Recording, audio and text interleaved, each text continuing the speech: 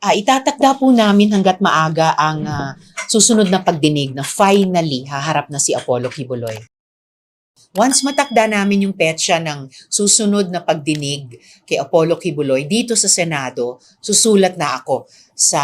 nauukol na korte para masigurong andito rin siya bilang pagsunod din sa standing warrant ng Senado para sa kanya.